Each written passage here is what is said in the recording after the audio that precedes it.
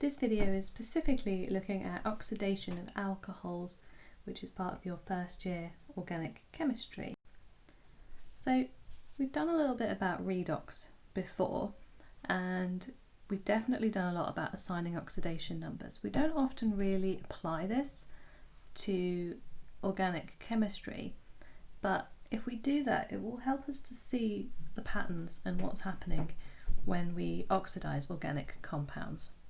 So if we were using our oxidation number assignment rules, where hydrogen is +1 and oxygen is -2, then we can work out the oxidation number of carbon in each of the following compounds.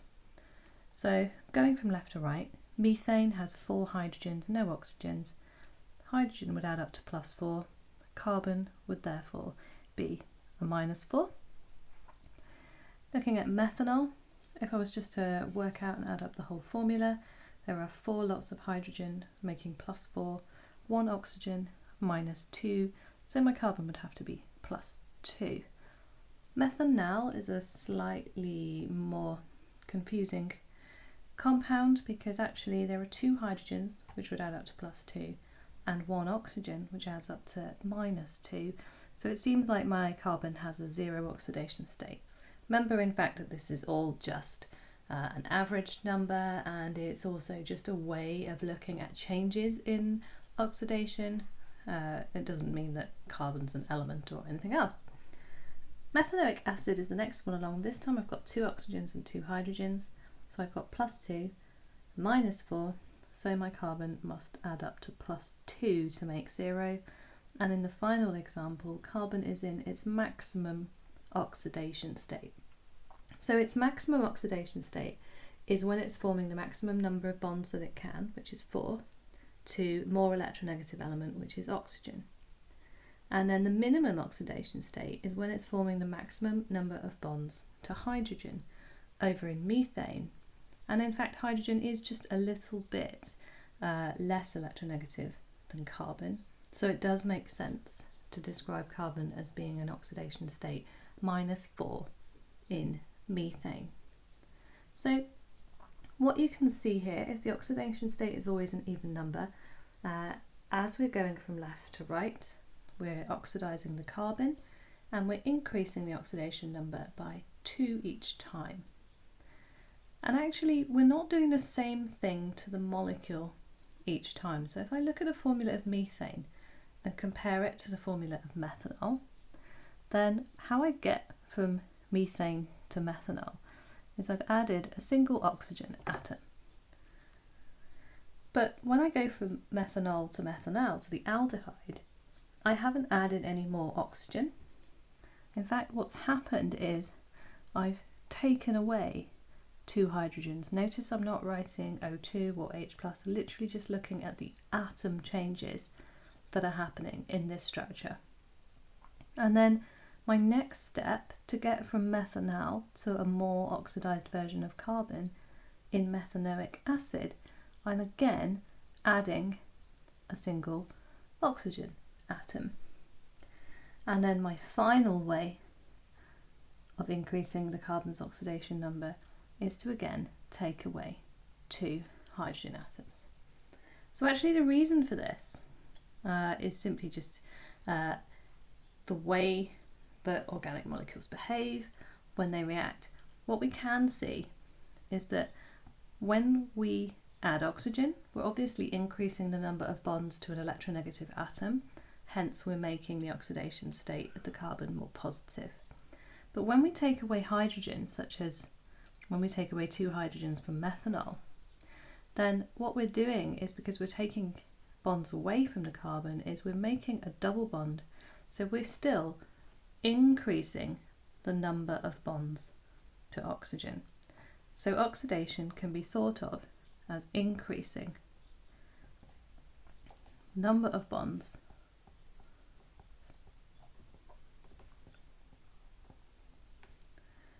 between the carbon and the oxygen. And that's because oxygen is more electronegative, so therefore we're making the carbon more delta positive as we're doing that. And this is the mechanism by which oxidizing agents work. And the other thing to notice is that these go sequentially. So after you've added oxygen, the next step would be to take away hydrogen and make a double bond. And then the next step would be to add another oxygen, and the next step would be to take away 2 hydrogens.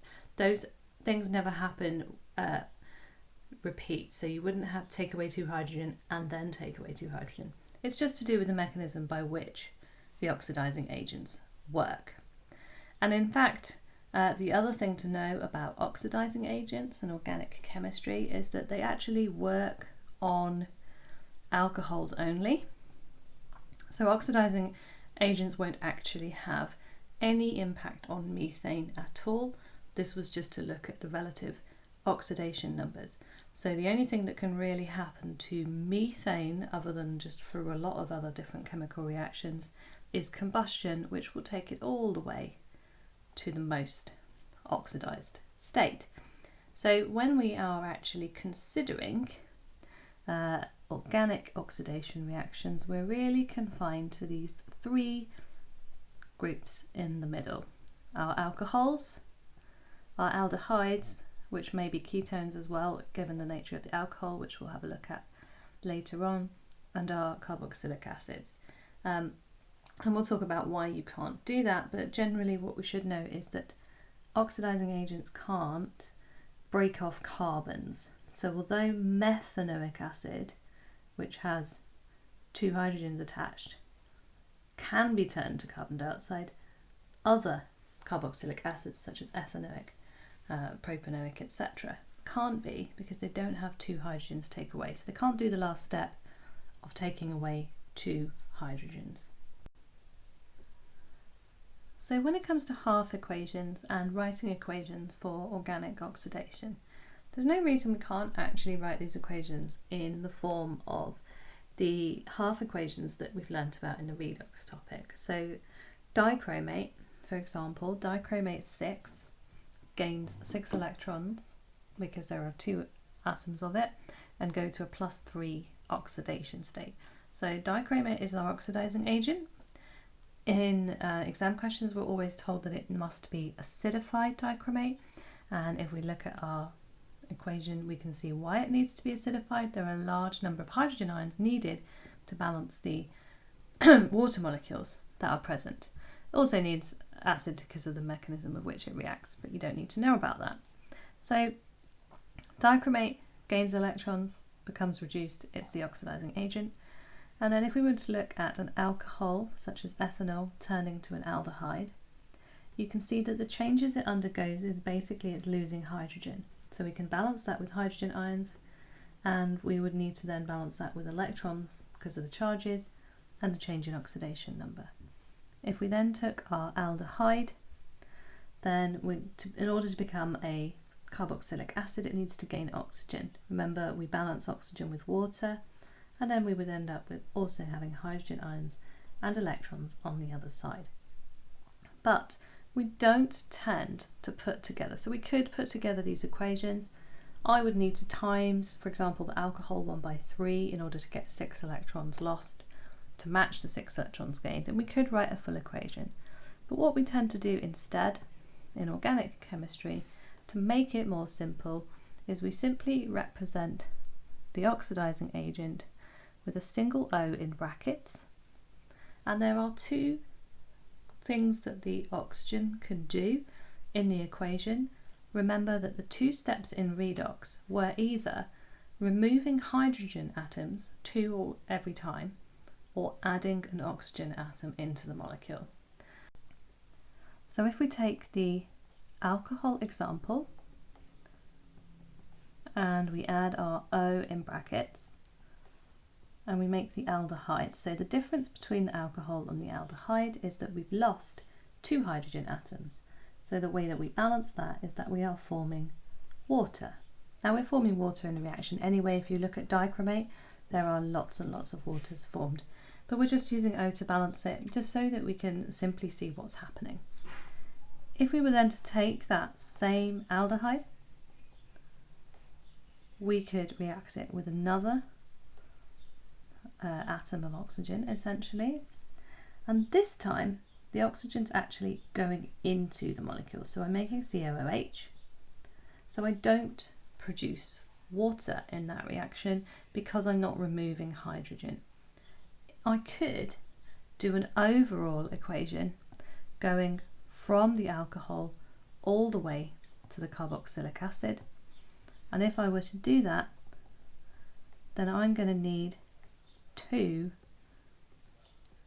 of my oxygen atoms representing the oxidizing agent. So my organic molecule would be the carboxylic acid.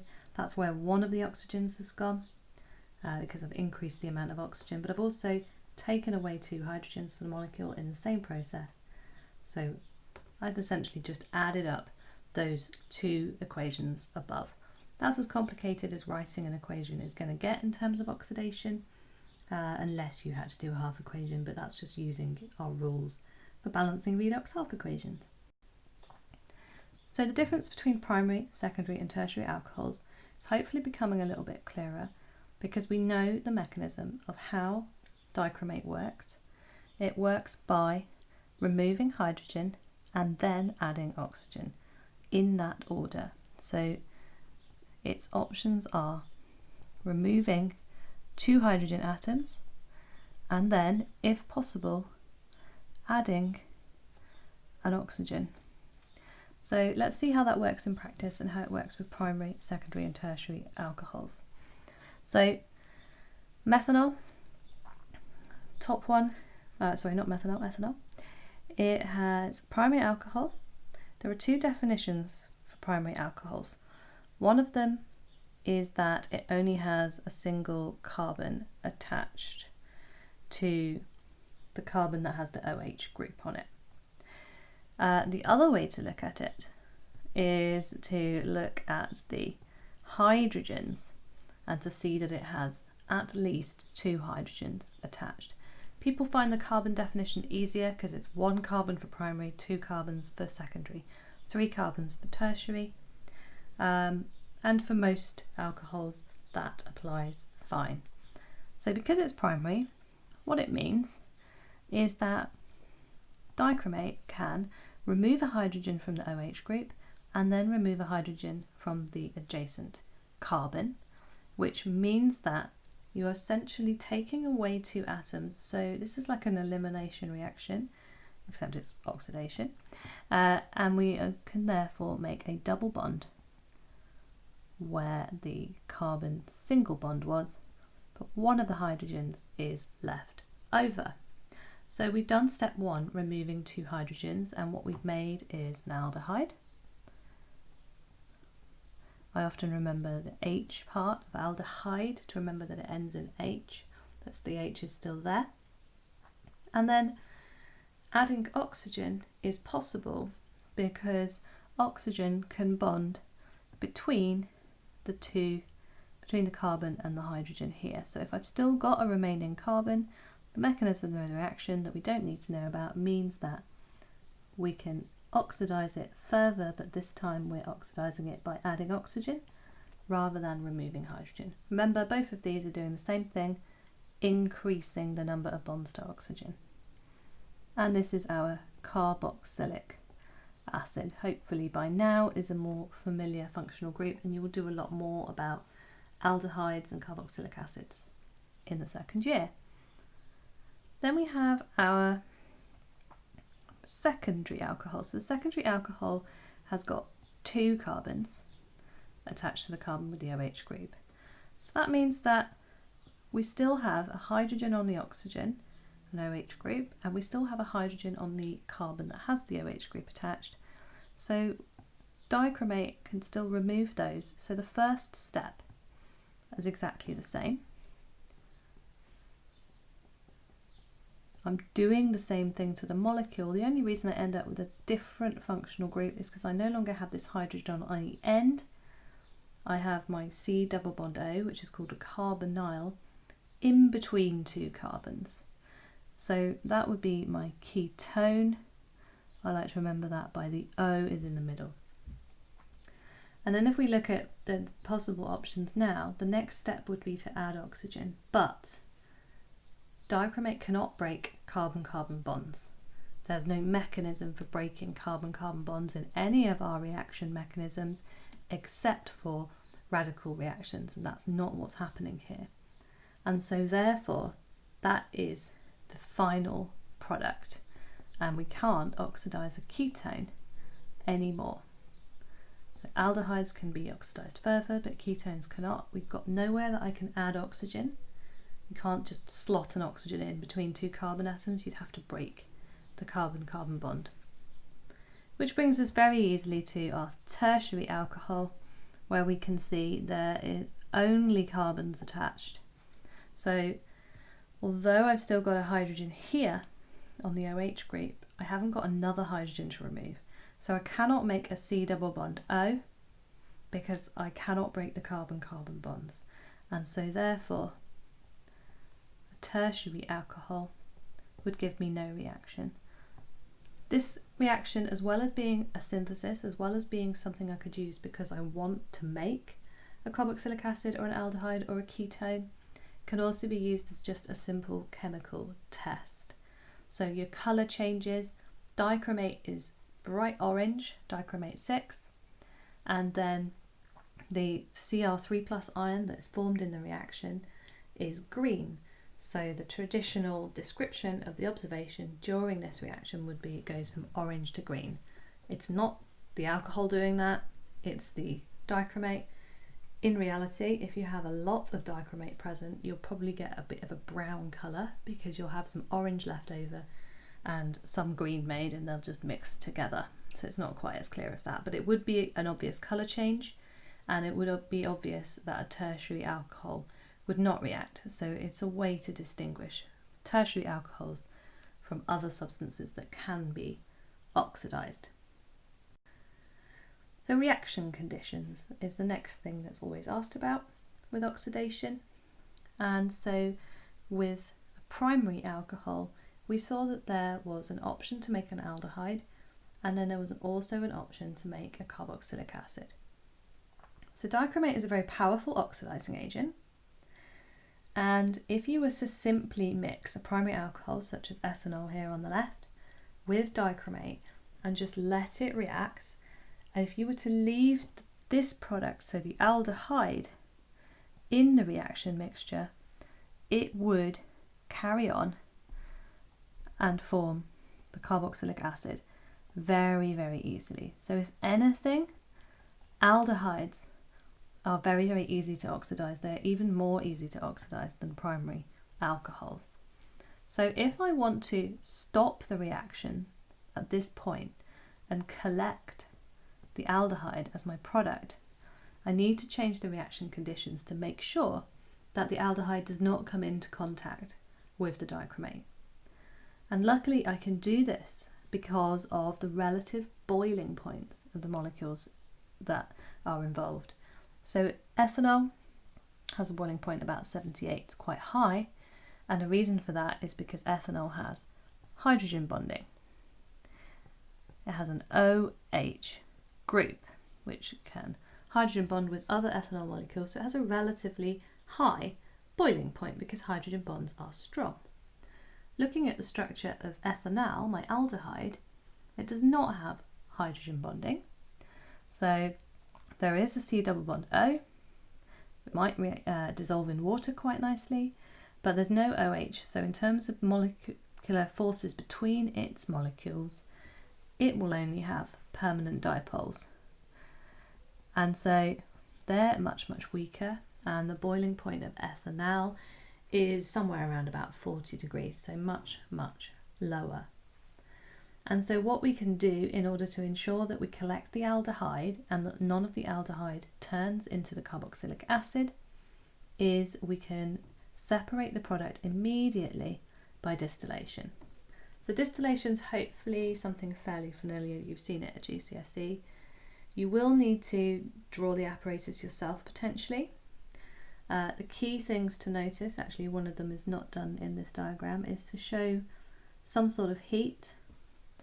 Other important parts of this diagram, so we've got a line here to show that there's actually some liquid in the flask. You will often see the flask labelled as also containing anti-bumping granules. These are just small particles of an inert substance, such as glass, which just stop the reaction from overheating and all boiling over at once. They basically help bubbles to form. Sometimes you'll see those labelled. It's very rarely on the mark scheme though, but what people do miss is the heat, which just needs to be an arrow, and a line to show there's liquid in the flask. We also need to make sure that there is nothing sealed so that my gas can go up from the flask down the condenser. So at no point there did I hit any lines in the diagram that would stop my gas coming out. Similarly, I didn't hit any gaps here between the flask and the condenser, etc. So we're looking for a clear path from the flask to where I'm collecting it without anything sealing it or anything where it could escape and leave. The condenser is just a little thing that we can draw around the outside. The water in, water out is something we need to know, and we need to water in at the lowest part in terms of gravity. Okay, so if the condenser is down this way, water goes in at the bottom and out at the top. The dropping funnel probably won't have to label that, but that's probably how you did it. It's just a way of slowly adding the ethanol and dichromate to the concentrated acid that catalyses and helps the reaction go. And by doing this, it helps to control the reaction, and therefore you tend to only get your ethanol and not boil over too much. In fact, the reason it's probably not shown an arrow for heat is because this is a very exothermic reaction. You could probably get away with making the aldehyde without heating at all. Because the aldehyde has such a low boiling point, you will also often see collection under an ice bath, although it's not really essential if you are having to draw this in an exam board. If you weren't drawing this funnel up here, then the standard piece of apparatus to be in the top would be a thermometer, but again you need to make sure that the thermometer is in a bung and that there's no way that the gas could just come out the top instead of going down the condenser. Finally, however, it's also very likely that I actually want my aldehyde to turn into the carboxylic acid. So I want to be able to go all the way from the aldehyde. So I want to fully oxidize the carboxylic acid. So in this case, in the previous example, in terms of chemicals, I should have said that I was going to use acidified dichromate. So that's often 2 marks, it's worth knowing. So the dichromate is the chemical reagent, but it can't work unless it's acidified. So in this case, I would also use acidified dichromate. So there's no change in the chemicals I'm using. And if, like me, you prefer a formula, you can write it. In fact, if you prefer a formula, you can write H+ instead of writing acidified. If you don't know what the acid is, don't make it up. Just write H+ or acidified. It's sulfuric acid and it's not hydrochloric acid. But if you can't remember, acidified is fine. In this case though, I might also say that I want an excess. I want to make sure I've got definitely so many moles of dichromate that all of my alcohol gets fully oxidized. So I'm like providing those 2 O's that we saw in the equation earlier. What's the similar and what's the same? Well, I've still got a condenser and I need to heat the reaction, but we said that this little thing in the middle that is formed, the aldehyde, has a very low boiling point. So if I heat this, even in a water bath, as we have at the moment, then all that's going to happen is that my products are just going to boil off. I'm never going to be able to collect them. So that's why we heat under reflux. So under reflux is definitely something that you have to be able to draw, because it's quite a common technique. A lot of organic reactions need to be heated for a long time. A lot of organic molecules are very volatile, and if you heat them for a long time in an open container, you won't have any left at the end. So the condenser's been turned upright. We still have the same idea that I've got liquid in the flask. Here my anti-bumping granules are labelled. I'm heating in a water bath. That's just to control the temperature, because we have got a lot of things with a low boiling point. So not necessarily to draw the water bath every time. So what's happening is my liquid gets heated, turns into a vapour. It will rise as it does that, but it rises into the condenser, which has cold water flowing around, which condenses all the organic liquids to go back into the flask in order to continue reacting. So it might be that the vapour contains my alcohol, my aldehyde, or my carboxylic acid. The key thing is that none of them escape and they all go back into the flask. Notice then, so we've still got this idea there's no gaps. My gas can't escape around the sides, but we also still haven't sealed it. We never heat anything sealed because it would explode because of the increase in pressure. So hot air can still escape, that's kind of important. And we just have it open at the top, so there's no need for a thermometer because that would block it. So it's just the idea of the cooling down is what stops our gases from escaping, because they stop being gases and go back into liquid. Notice the water in, water out. Still water in at the lowest point in terms of gravity. This just maintains pressure and allows the water to flow, keep flowing, and cool the gases as they go up the condenser.